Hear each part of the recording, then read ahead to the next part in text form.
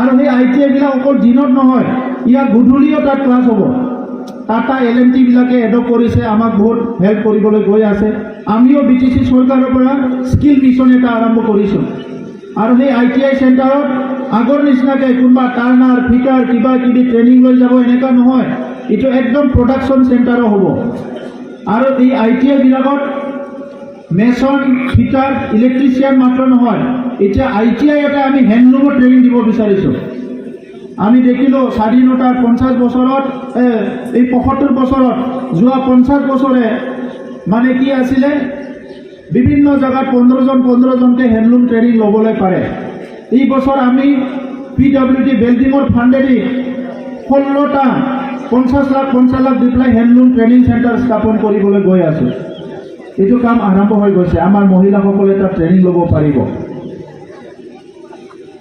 বিশেষভাৱে যুৱসকলক যুৱ যুৱতীসকলৰ কাৰণে আৰু 12টা চেণ্টাৰত ডিফেন্স ছাৰ্ভিচেছ ট্ৰেইনিং চেণ্টাৰ আমি আৰম্ভ কৰিব বিচাৰিছোঁ।